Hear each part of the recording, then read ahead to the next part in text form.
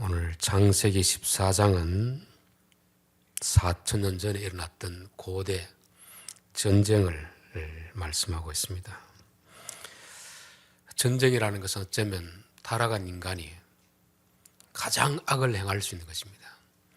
정상적으로 살아가기보다는 힘이 있으니까 약자의 것을 한순간에 다 빼앗는 것이 바로 전쟁입니다. 그래서 우리나라에도 이제 전쟁이 그친 지 오래됐지만 언제든지 이 전쟁은 일어날 수 있는 것이고, 고대뿐만 아니고 지금도 일어날 수 있는 것이고, 국가적으로도 일어날 수 있고 개인적으로도 일어날 수도 있고, 회사 간에도 사람이 살아있는 모든 곳에는 전쟁이 일어날 수가 있다는 것을 성경은 말씀하고 있습니다. 창세기 13장에서 롯은 자기 눈에 보기에 이곳이 좋겠다 싶어서 선택했는데 결국 전쟁으로 인하여서 다 잃어버리는 것을 성경은 기록하고 있습니다. 그 당시는 롯은 가장 지혜롭다고 선택을 했지만 14장에 와서 봤을 때 가장 어리석은 선택이었다는 것을 말씀하잖아요. 우리가 내일 일을 알 수 있으면 얼마나 좋겠습니까? 그러나 불행하게도 우리는 우리 앞에 어떤 일이 펼쳐질지는 아무도 알 수 없습니다. 그렇지만 정확하게 언제 어디서 무엇이 어떤 일이 날지는 모르지만 예측은 가능하다. 예측은 가능하다는 것입니다. 소돔 고모라 성에는 오늘날로 말하면 돈이 되는 장소입니다. 많은 사람들이 몰리는 장소입니다. 그런 곳에는 언제든지 분쟁과 다툼, 전쟁이 있을 수 있다는 것을 우리가 예측할 수 있는 것이고, 14장 앞부분에 보면은 이 가나안 남쪽 지역에 있는 사람들이 아마 힘이 약했던 것 같아요. 북쪽 지역에 있는 사람들이 힘이 강하였고, 그래서 남쪽에 있던 사람들이 북쪽 사람들에게 12년 동안 조공을 갖다 바쳤습니다. 힘이 약하니까 그들이 요구하는 대로 들어줄 수밖에 없었습니다. 그런데 이제 남쪽 지역에도 조금 힘이 강해진 것 같으니까 더 이상 우리는 당신들에게 조공을 바치지 못하겠습니다. 그런 일이 일어나는 것이고, 그 다음에 14년째 되던 해 전쟁이 일어났다는 것을 말씀하고 있습니다. 그래서 돈이 되는 장소에는 항상 전쟁과 다툼이 있을 수 있구나. 그리고 또 이 롯은 처음에는 그것을 모르고 들어갔습니다. 단지 눈에 보이는 좋은 목초지, 이곳에 가면 돈벌이 할 수 있겠다, 그런 생각을 가지고 들어갔는데 가서 보니까 사람들이 악한 것입니다. 그러면 여기는 살 곳이 못 되는구나, 빨리 피해 나왔어야 되는데 계속해서 돈이 되니까 그곳에 머무르고 있는 거죠.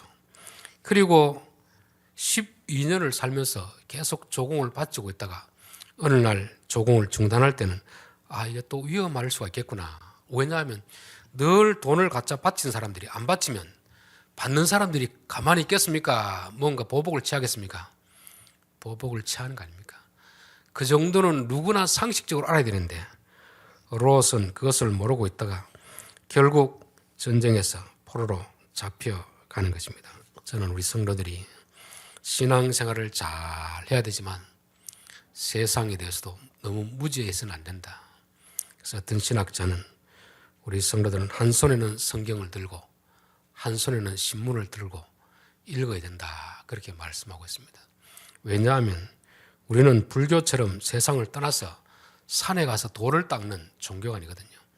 세상 속에서 살아가야 되는 그런 운명을 띠고 난 종교이기 때문에 세상 속에서 살아야 되고, 그렇기 위해서는 하나님의 말씀도 알아야 되고 세상이 어떤 것인가 알아야 되는 것입니다. 롯은 세상을 좀 몰랐던 것 같아요. 여러 가지 일어나는 현상들을 보면서 이렇게 되면 앞으로 어떻게 되겠구나, 미래를 예측할 수 있는 지혜가 있어야 되는데 지혜가 부족했다는 것입니다. 저는 은퇴한 목사님들이 평생을 목회를 하고 퇴직하고 은퇴금을 받고 얼마 안 있다가 사기꾼들에게 사기를 다 당했다는 이야기를 들으면 참 마음이 아픕니다. 이분은 평생 목회한다고 교인들과만 상대했지 세상 사람들이 어떤지는 모르고 있었던 것이죠. 그런 부류의 사람들이 목사, 교사, 공무원들입니다. 평생 그 한 직장에만 있다 보니까 세상이 지금 어떻게 돌아가는지 모르고 있는 것이죠. 그래서 예전에 들었던 이야기인데 그 브로커들이 있답니다. 브로커들이 누가 은퇴했다 전화번호 가르쳐주면은 특별히 목사, 교사, 공무원들 100만 원씩 준다는 이야기를 들었습니다. 그 사기꾼들은 그 주소만 알면, 전화번호만 알면 어떻게 사기를 쳐서라도 그 은퇴금을 다 빼앗을 수 있다는 자신감을 가지고 있답니다. 여러분, 예수 믿는다는 것은 바보가 된다는 말이 아닙니다. 예수님이 비둘기처럼 순결하고 뱀처럼 지혜로우라고 말했잖아요. 두 가지 중에서 어느 것이 먼저 나온 줄 아시죠? 성경에? 뱀처럼 지혜롭고 비둘기처럼 순결하라고 했습니다. 우리가 세상에 대해서 너무 무관심해도 안 되지만 세상에 대해서는 우리가 말씀을 가지고, 말씀이라는 잣대를 가지고 세상을 보면 세상 사람이 어떤구나 알게 되는 것이죠. 잠언 22장 3절, 슬기로운 자는 재앙을 보면 숨어 피하여도 어리석은 자들은 나아가다가 해를 받느니라. 그래서 우리는 우리 앞에 일어난 일들을 보면서 어떻게 될 것이다 예측하면 준비할 수 있는 것이고, 그것이 내가 있어서 될 것이 아니면 빠져나올 수 있는 이런 지혜가 있어야 된다. 특별히 신앙이 좋다는 사람들이 보면은 세상을 전혀 모르는 것입니다. 세상 사람들이 다 나와 같겠거니 생각하고 그렇게 순전하게 살다가 어려움을 당하는 그런 경우가 참 많이 있습니다. 13절, 도망한 자가 와서 히브리 사람 아브라함에게 고하니 때에 아브라함이 아모리 족속 마므레의 상수리 숲을 근처에 거하였더라. 마므레는 에스골의 형제요 또 아넬의 형제라. 이들은 아브라함과 동맹한 자였더라. 아브라함은 조카 롯을 보내고 나서 헤브론이라는 장소에 머물렀습니다. 헤브론이라는 곳은 그렇게 좋은 땅이 아닙니다. 남쪽 유다, 그 사막이 있고 풀이 없는 그런 곳, 살기 어렵지만 그래도 그곳에 그는 살고 있습니다. 그런데 그는 전쟁이 일어난지도 몰랐었습니다. 지금처럼 휴대폰이 있는 것도 아니고 뉴스가 그렇게 발달된 시대도 아니고 어느 한쪽 지역에서 전쟁이 나면 이쪽 지역에서는 전혀 모르고 사는 거죠. 제가 성지를 한번 갔을 때 그때 한창 가자 지구에서 전쟁이 나가서 한국에 그 뉴스가 계속 나왔기 때문에 사람들이 다 여행을 계획이나 취소하는 그런 상태였습니다. 그래서 저도 예약을 해놨던 여행사에 전화해 보니까 걱정할 필요 없습니다. 그래서 그분만 믿고 갔습니다. 그야말로 한국에서 보면 온통 이스라엘 나라가 전쟁 불바다가 된 것 같은데 그 지역을 벗어나면 총소리도 안 들리고 아무것도 안 들립니다. 일어나는 지역이 있습니다. 일어나는 지역이. 여러분, 전쟁이 다 일어나는 게 아니잖아요. 물론 전면 전쟁이 있지만 부분적으로 일어나는 지역이 있으면 어떤 지역은 그 전쟁과 전혀 무관하게 사는 지역도 있다는 것입니다. 여러분, 경제가 어렵더라도 그 어려운 가운데서 정말 타격을 받는 사람이 있고 타격을 안 받는 사람이 있습니다. 지금 이 가나안 남쪽 지역에서 롯은 완전히 자기의 재산, 자기 목숨까지 거의 담보로 다 빼앗겼는데 아브라함은 전쟁이 일어난 사실조차도 모르고 살아가는 것입니다. 그래서 하나님과 함께하는 사람들은 그런 위험으로부터 하나님이 지켜주시는 그런 은혜가 있다는 것을 말씀하는 거죠. 14절, 아브라함이 그 조카의 사로잡혔음을 듣고 집에서 길리고 연습한 자 318년을 거느리고 단까지 쫓아갔어요.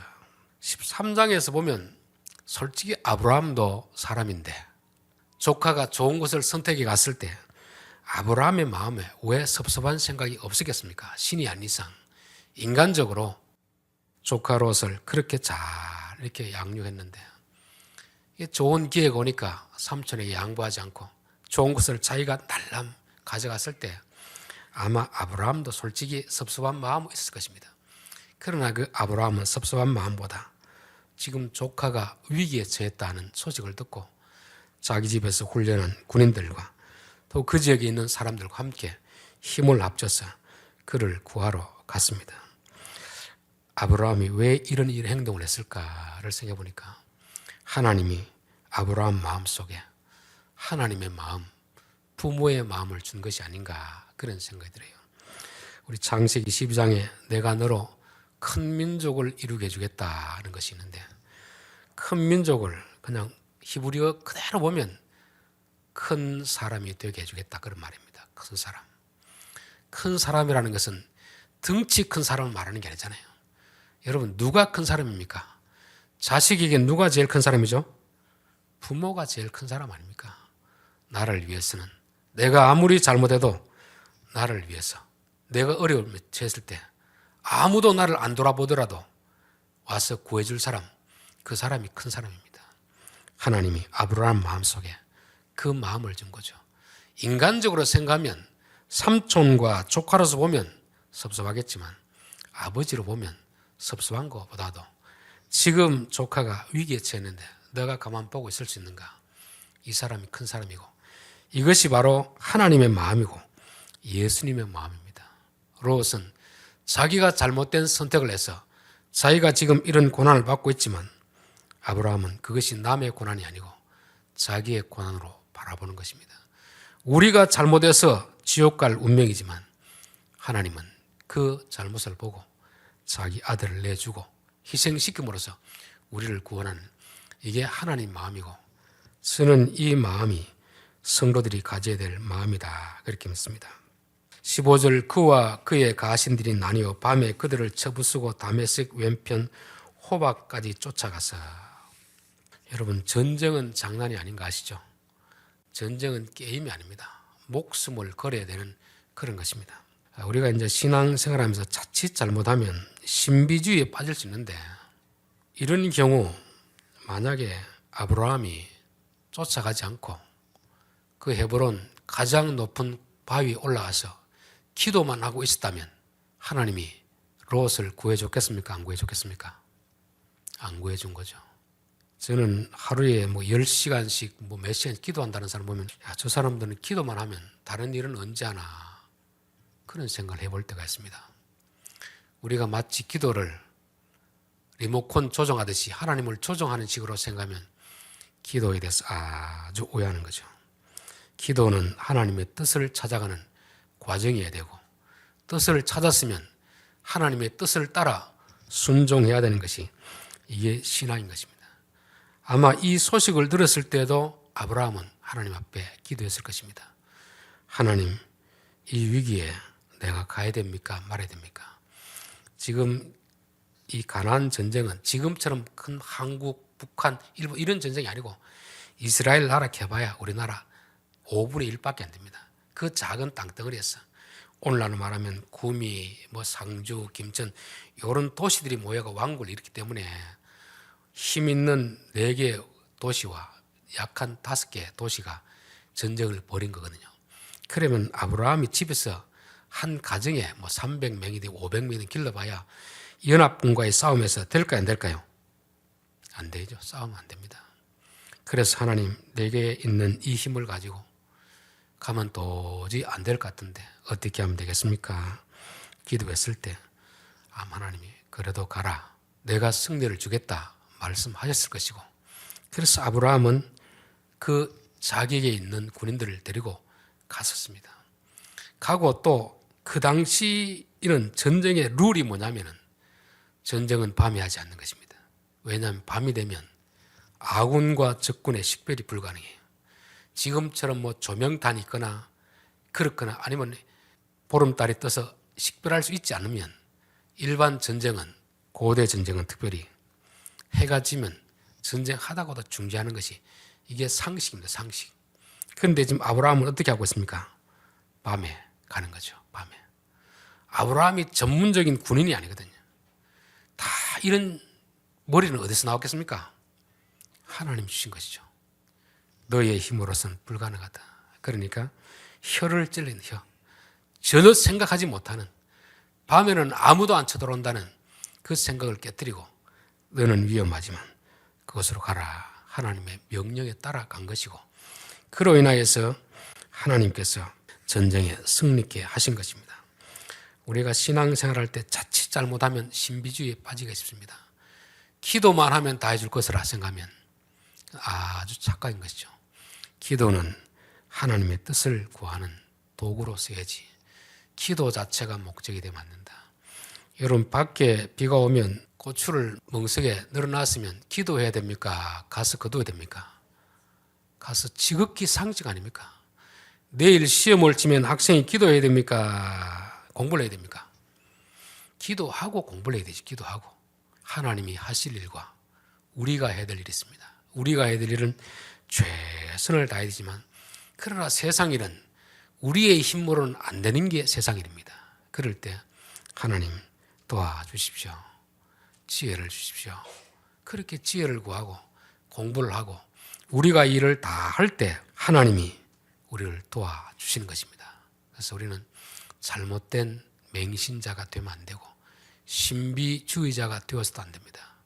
하나님은 세상에서 순종하는 자들을 통해서 하나님의 도우시는 손길을 허락하기 때문에 그렇다 하는 것입니다. 그래서 출애굽기 17장에 보면 아말렉 전투를 할 때 모세가 여호수아에게 너는 백성들 데리고 산 아래 내려가 싸워라. 나와 아론과 훌은 올라가서 기도하겠다. 기도만 해서 된다고 하면 싸우지 말고 다 같이 산에 와서 기도하자고 해야 되잖아요. 그런데 모세는 너희들은 가서 싸워라. 내 3명만 가서 기도해도 충분하다. 그건 뭐냐면 기도해야 될 일이 있고 나가서 싸워야 될 일이 있는 것입니다. 이 역할을 정확하게 우리가 구분해야지. 우리가 해야 될 일은 하지 않고 기도만 하면 하나님이 처음부터 끝까지 다 해줄 것으로 생각한다면 하나님을 너무 모르는 것이고 그는 맹신자가 되는 것이다. 우리가 어떤 일을 당하면 우선은 기도해야 됩니다. 하나님, 이런 일을 당했을 때 어떻게 하면 되겠습니까? 그러면 하나님이 우리에게 생각을 주시면 그 다음부터 우리가 그 말씀을 따라 찾아가야 되잖아요. 찾아가고 두드리는 것은 우리가 해야 될 일 아닙니까? 아브라함이 정확하게 그 공식을 따라서 그대로 진행하고 있는 것입니다. 자기 생각으로 하면 전쟁에 이길 수 없는 전쟁입니다. 나갈 수 없는 전쟁이에요. 4대5로 연합군이 싸워서 진 전쟁에 한 가정에서 훈련한 사람을 데려간다? 말도 안 되는 것이죠.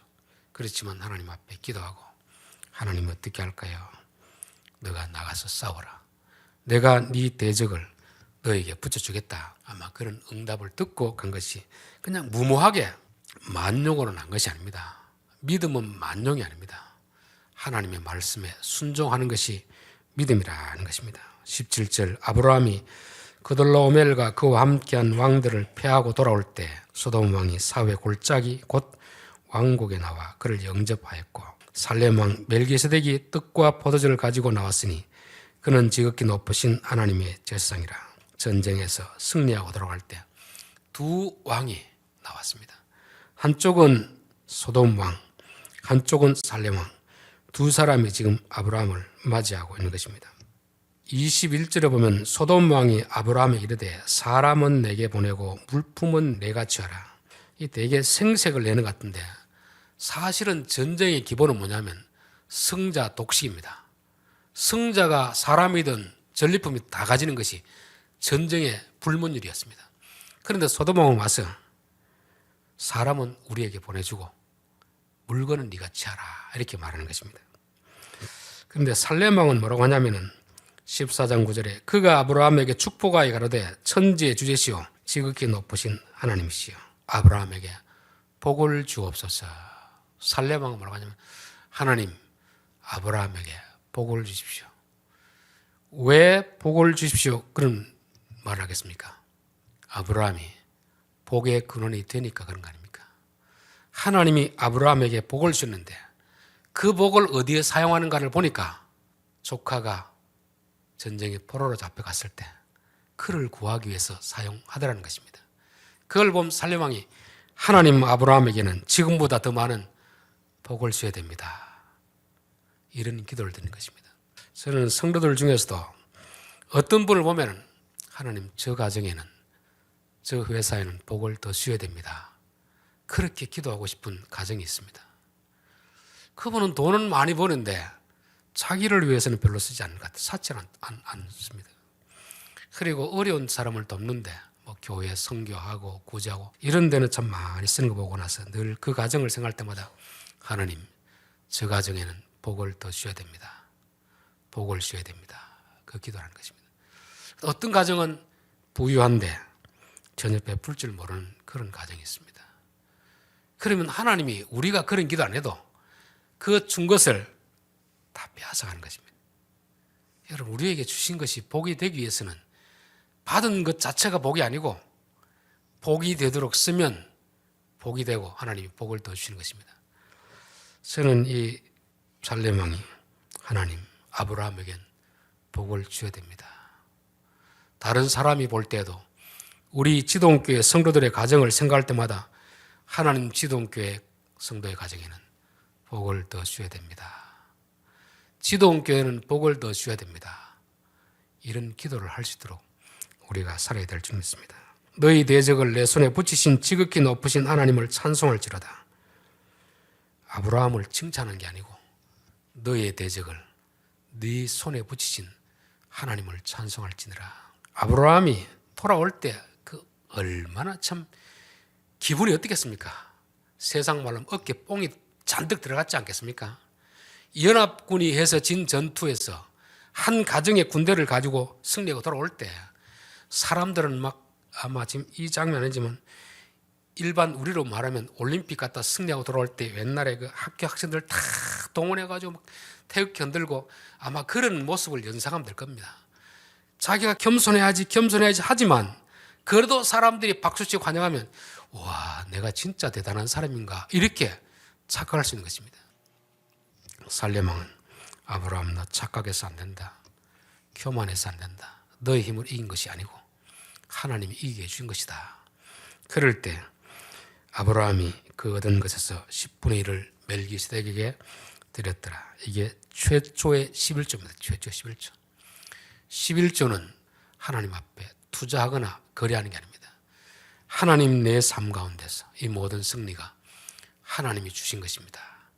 모든 영광을 하나님께 돌립니다 하는 그 표시가 11조입니다. 11조. 11조를 많이 하느냐 적게 하느냐 이게 중요하지 않습니다. 요 믿음의 고백이 들어가면 온전한 11조인 것이고 이 고백이 들어가지 않으면 온전하지 못한 11조라는 것을 말씀하는 것입니다. 자, 21절에 소돔왕은 뭐라고 했습니까? 사람은 내게 보내고 물품은 내가 취하라. 23절 내 말이 내가 아브라함으로 치붙게 하였다 할까요? 내게 속한 것은 무릇 한실이나 신들매라도 내게 취하지 아니하리라. 그 당시 관례, 풍습으로 오면 전쟁에서 이긴 자가 가지는 것이 당연합니다. 그런데 소돔왕은 생색내는 거죠. 마치 자기가 주는 것처럼 자기는 다 빼앗겼습니다. 그럼 아브라함에게 부탁하고 사람은 내게 좀 돌려주십시오. 그리고 물건을 당연히 취하십시오. 이렇게 할 때 아브라함은 너가 나를 치붙게 하였다 할까 싶어서 한 톨도 안 가진다. 여러분 이게 쉬울까요? 어려울까요? 돈을 안 봤을 때는 모르지만 그 돈을 보면 사람이 욕심나게 되어 있습니다. 아브라함 원래 전쟁을 해서 돈을 얻기 위해서 간 것이 아닙니다. 순수한 마음으로 롯을 구해오기 위해서 갔던 것인데 롯만 구해온 것이 아니고 의외의 것이 많이 얻었습니다.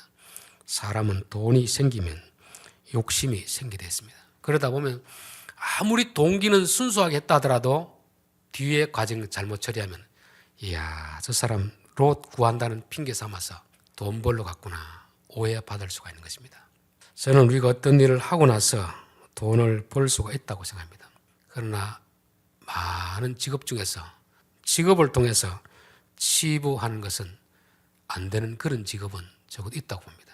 목사, 교사, 의사, 판검사, 정치인 이런 사람들은 정치 자기가 하는 일을 통해서 돈을 벌겠다는 생각하면 그 직업을 제대로 감당할 수가 없습니다. 돈을 벌고 싶으면 장사라든지 해야지 목사를 하면서 돈 벌겠다 하면 그 사람 이미 성직자가 되면 안 됩니다. 정치인들이 정치를 해서 돈을 벌겠다 생각하면 그 사람은 정치인이 되면 안 됩니다.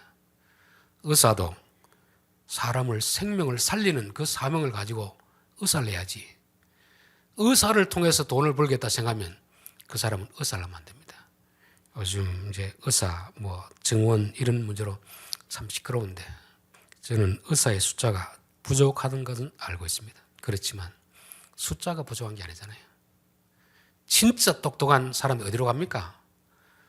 생명을 살리는 외과 이런 쪽으로 하는 게 아니고 돈 버는 쪽으로 가고 있기 때문에 이게 문제인 것입니다. 예전에 우리나라 IMF 전에는 서울대에서 공부를 제일 잘하는 사람들은 어디로 갔냐면 공대로 갔습니다. 전자공학과, 물리학과로 갔습니다. IMF가 지나고 나서는 공부 제일 잘하는 사람들은 다 어디로 갑니다. 지금도 서울대에는 1년에 500명 이상이 중간에 휴학하는 데입니다. 왜 그렇겠습니까? 조금만 더 하면 의사가 될 수 있을 텐데 의사에 대한 환이 맺혀가지고 그 공부 잘하는 애들이 다 의대로 가는 것입니다. 외전에는 의대 중에서도 공부를 제일 잘하는 애들은 외과로 갔습니다. 수술하는 쪽으로 갔거든요. 근데 제일 잘하는 애들은 그쪽으로 안 갑니다. 왜냐하면 돈이 되는 곳으로 가는 거죠. 그래서 저는 우리 사회에서 내가 속한 직업을 통해서 부자가 되어서는 안 되는 그런 직업이 있습니다. 목사, 교사, 판검사, 정치인들, 의사들, 이런 사람은 돈을 벌기 위해서 그 일을 선택하면 자기도 불행해지고 백성도 불행해지는 것입니다. 그런 사람들은 순수한 사명으로 환자를 보면 마음이 막 불쌍한 마음이 드는 사람이 의사를 해야지, 전혀 그런 생각이 안 드는데 공부만 잘하니까 돈이 되니까 그런 일을 하면 이런 일이 일어나는 것입니다. 정치인들도 마찬가지 아닙니까? 권력을 줄 때는 가난한 백성들을 잘 돌보고 억울한 자가 없도록 그렇게 하라고 그런 직업, 그런 권한을 주는데 그걸 이용해가지고 자기 돈벌이 한다. 판사들도 마찬가지 아닙니까? 판검사들도 정당한 재판을 해가지고 불이익을 당한 사람이 없도록 바른 판결을 하도록 판검사를 맡기는데 뇌물을 받고 악한 자를 어렵다 하고 어려운 자를 악하다는 이런 악을 행하고 있으면 나라가 어떻게 되겠습니까? 저는 적어도 종교인들, 가르치는 교사들, 정치인들, 의사들, 이런 사람들은 이 일을 통해서 내가 돈을 벌겠다 그런 생각을 하면 그 자리에서 내려와야 됩니다. 그 본연의 사명을 감당하기 위해서 해야지. 아브라함은 목숨 걸고 갔지만 돈이 들어왔지만 하나님 나 이 돈 안 가지겠습니다. 그대로 다 돌려주는 모습이, 이게 우리들이 본받아야 될 모습이다 하는 것입니다. 24절 오직 소년들의 먹을 것과 나와 동행한 아넬과 에스골과 마므리의 분깃을 제할지니 그들이 그 분깃을 취할 것이니라. 저는 이 아브라함을 보면 이 사람은 참 대단한 사람이다 그런 생각이 들어요.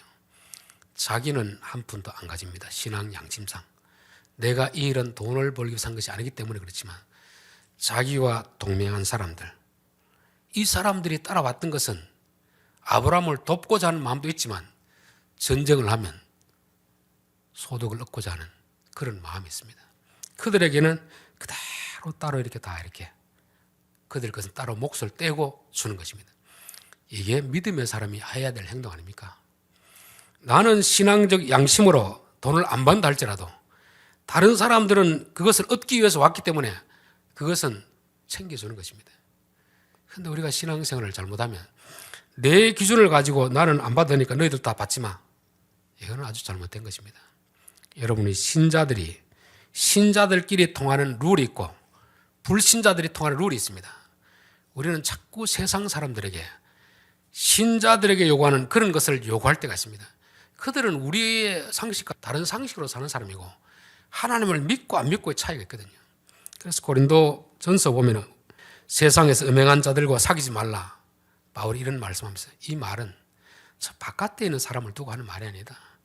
교회 안에 하나님을 믿는 사람들 중에서 그런 자가 있으면 사귀지 말라는 것이지, 바깥에 있는 사람은 다 그런 사람들인데 그러면 너희들이 세상 사람 사귈 사람 누가 있느냐. 그 말은 안에 있는 사람하고 바깥에 있는 사람을 구분지는 거예요. 구분지어요. 우리가 교회 안에서도 믿음이 큰 자가 있고 작은 자가 있습니다. 믿음이 큰 자는 자기 기준을 가지고 믿음이 약한 자가 고기 먹는 걸 보고 왜 믿음도 없이 고기 먹느냐 이렇게 판단하지 말고 업신여기지 말라는 것입니다. 믿음이 큰 자는 큰 자대로, 작은 자는 작은 자대로 그렇게 좀 관용을 베풀 줄 알아야 되는데 우리 한국교회 일부 교회에서는 이게 전혀 그런 게 안 돼요. 자기와 생각이 조금만 다르면 완전히 막 원수 취급하고, 성경 해석만 조금 달라도 이단 취급하고, 교단만 달라도 원수 취급하는 이런 생각이 얼마나 비기독교적인 생각인가. 여러분, 예수 믿는 사람은 그 누구보다도 큰 사람이 되어야 됩니다. 관대한 사람이 되어야 됩니다. 나와 생각이 다른 사람도 다 포용할 수 있는 그 마음을 가진 사람이라야 우리가 하나님의 사람이 되는 것입니다. 저는 요한복음 13장에서 예수님 마지막 만찬, 이제 그 밤이 지나면 십자가에 달려 들어가거든요. 근데 그 밤에 마지막 성찬을 합니다. 그때 가룟 유다에게도 잔을 주었을까요? 안 주었을까요? 잠시 후면 자기를 팔 사람인데 그에게도 성찬의 잔을 주는 것입니다. 발을 씻어주는데 가룟 유다의 발은 쏙 빼고 씻어줬을까요? 가룟 유다의 발도 씻어줬을까요? 가룟 유다의 발도 씻어준 것이죠. 이게 큰 사람입니다. 아브라함은 자기는 신앙 양심을 따라서 돈에 대한 전혀 욕심이 없지만 이들과 함께한 사람들은 그들의 수준대로, 그들의 요구대로 다 들어준 것입니다. 저는 이것이 우리가 진짜 배워야 될 기본적인 예의가 아닐까, 삶의 태도가 아닐까, 그런 생각이 드는 것입니다. 오늘은 14장을 통해서 전쟁과 아브라함의 믿음에 대해서 살펴보았습니다. 이 땅에는 전쟁이 끊일 날이 없습니다. 그러나 조금 전쟁이 많은 지역이 있고 적은 지역이 있습니다. 돈이 되는 데는 전쟁이 많이 있을 수밖에 없습니다. 우리가 전쟁에 휩싸이지 않기 위해서는 좀 돈이 안 되는 지역으로, 오히려 헤브론 같은 하나님과 교제하는 그런 장소로 가야 되는 것이고, 그렇다고 그는 전쟁에 휩쓸리진 않았지만 전쟁에 잡혀간 롯의 소식을 들었을 때 기꺼이 그곳으로 달려갔습니다. 왜냐하면 그는 큰 사람이기 때문에 그렇습니다. 아버지의 마음을 가진 사람이기 때문에 그렇습니다. 그 마음이 예수님 마음이고 그 마음이 하나님 마음이고 우리가 바로 그런 마음을 가져야 될 줄 믿습니다. 그리고 마지막 전리품을 계산할 때도 나는 가지지 않겠습니다. 나는 이 일을 통해서 돈벌이 하려고 하는 것이 아닙니다. 돈벌이. 여러분, 우리가 직업을 가지는 것은 돈을 벌기 위함이지만 돈은 버는 그 자체가 목적이 되어서는 안 됩니다. 직업을 통해서 하나님이 내게 주신 사명을 크게 감당하는 것이 목적이 되어야 되지, 돈은 그 이후에 나온 부수적인 거 아닙니까? 목사가 돈을 벌려고 목회하면 그 사람 이단 교주가 되는 것입니다. 판검사가 돈을 벌려고 하면 뇌물을 받고 재판을 불이할 수밖에 없습니다. 정치인들이 돈을 벌려고 정치하면 부정부패를 할 수밖에 없습니다. 의사들이 돈을 벌기 위해서 의사생활하면 그 사람은 돈벌이, 사람의 생명과 돈을 바꾸는 것입니다. 우리의 일이 신성한 것은 돈을 버는 것이 목적이 아니고 그 일을 통해서 내게 주어진 사명을 감당하는 것이기 때문에 신성한 일이 되는 것입니다. 저는 우리 성도들이 하는 모든 일들이 하나님께서 내게 맡기신 사명이 될 수 있기를 바라겠습니다. 기도하겠습니다.